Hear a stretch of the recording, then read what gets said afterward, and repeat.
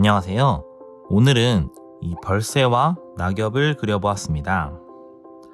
이 그림으로 그리기에 이 생김새가 진짜 예쁘게 생긴 동물들이 몇 있는데요. 이 물고기 중에서는 이 베타 물고기가 진짜 예쁘게 생긴 것 같은데, 이 베타는 지난번에 한번 제가 그려봤었죠.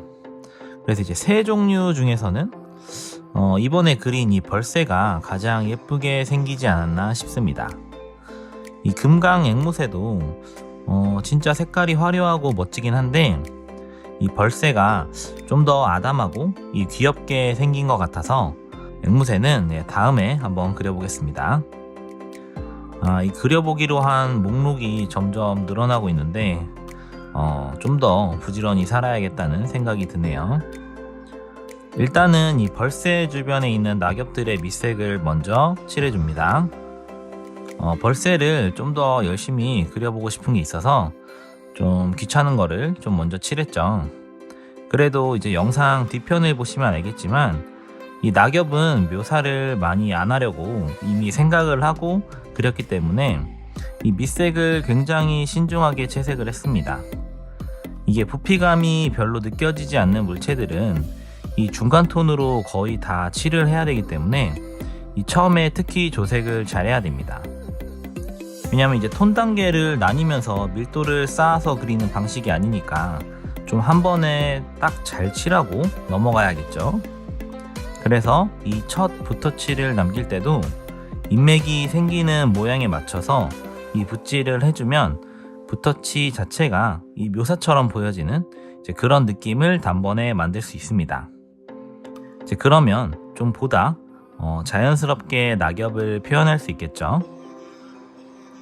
벌새의 초벌은 크게 이 에메랄드 그린에서 코발트 블루, 그리고 이제 라이트 바이올렛을 사용해서 칠해 주었습니다.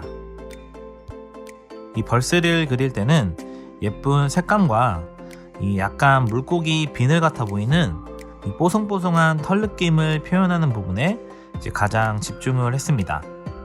그래서 이 밑색을 칠할 때도 이 묘사를 하려는 이 털의 결이 잘 보이는 방향으로 이 붓터치를 좀 짧게 찍어서 칠해주고 있죠. 항상 이 그림은 이 다음 단계를 생각을 하면서 이 채색을 해주는 게 중요하다고 생각합니다. 다음 단계에 어울리는 붓터치와 색깔들을 잘 쌓아줘야지 깔끔하게 완성을 할 수 있거든요. 그래서 중간중간 이 다음 단계를 상상하면서 동시에 이제 완성 단계까지 이 눈으로 그리는 과정이 필요합니다.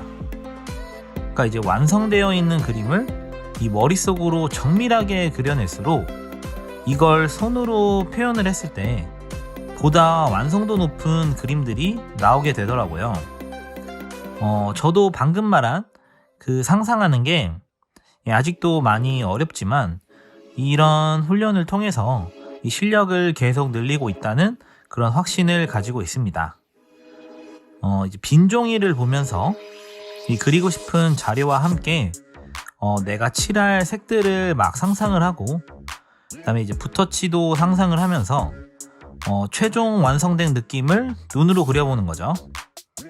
그 과정을 중간중간 쉬어가면서 이 중간 과정에서도 눈으로 완성 단계를 그려보는 그런 연습을 해줘야지, 저도 이 묘사만 엄청 파고들다가 다른 것들을 놓치는 그런 실수를 좀 하는 편이라서 이 중간중간 그림 전체를 보는 그런 습관이 꼭 필요하더라고요.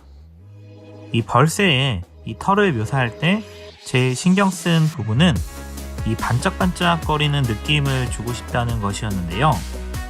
그래서 이 털 사이사이에 레몬 옐로우와 이 포스터 컬러 화이트를 활용해서 하이라이트를 표현을 했습니다.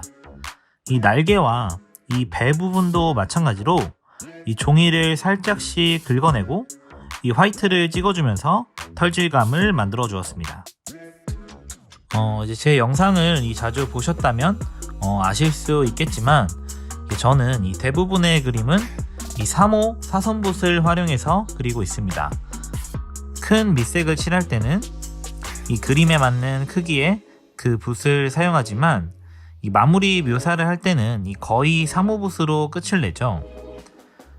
더 세밀한 표현을 하려면은 1호붓이나 2호붓을 사용하는 게 편할 수도 있겠지만, 이게 너무 작은 세필붓 같은 경우는 이 물감을 많이 머금지 못해서 좀 불편한 부분이 있더라고요.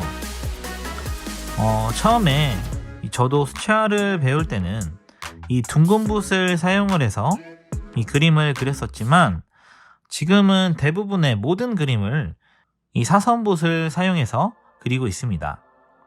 이 둥근 붓과 이 사선붓의 큰 차이점이라고 한다면, 붓자국의 모양이나 이 물감을 머금는 정도, 그 다음에 이제 탄력이 좀 다른 부분이 있습니다.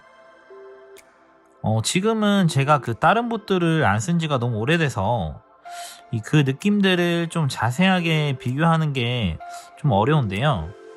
근데 뭐 이제 사선 3호붓 같은 경우는 이제 날카로운 묘사도 되면서 동시에 좀 깔끔하게 칠할 수도 있고, 어느 정도 물감을 잘 머금고 있어서 이 필력으로 이 농도 조절을 굉장히 세밀하게 할 수 있다는 뭐 그런 점들이 좀 좋은 것 같습니다. 하지만 이게 제가 사실 영상을 찍을 때 그리는 그림들을 제외하면 대부분의 입시 그림들에서는 3호붓은 거의 쓰지 않습니다. 이제 벌새 옆에 보이는 이 팔각도 묘사를 해서 마무리를 해주고, 이 왼쪽에 보이는 낙엽도 이제 함께 그려줍시다. 낙엽을 그릴 때는 제가 자주 하는 말이 있죠.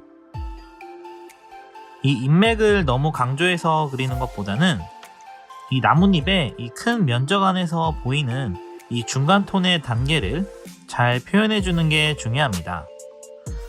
제가 이번에 그린 낙엽은 이 평평하게 펼쳐진 모양이라 어떤 명암 단계를 표현하는 게 이제 어울리지 않기 때문에, 저는 이제 노란색에서 이 붉은색, 갈색으로 변하는 이 낙엽의 색감 변화에만 좀 신경을 써서 이 세세한 인맥을 표현해 주었습니다. 그래야 이 인맥의 묘사를 많이 해줘도 그 묘사가 많이 튀지 않고 낙엽 전체의 느낌을 잘 보여줄 수 있겠죠.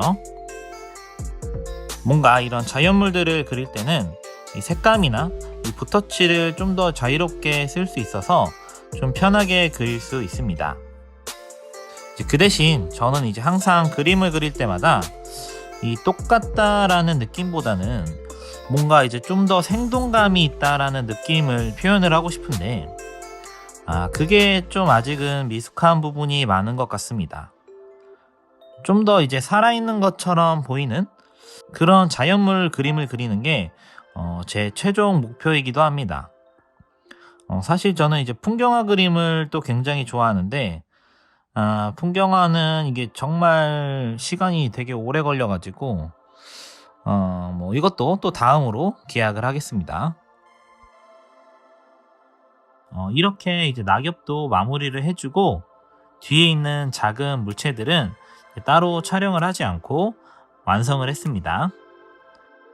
오늘도 영상 재밌게 보셨다면 이 구독과 좋아요 한 번씩 눌러주세요. 감사합니다.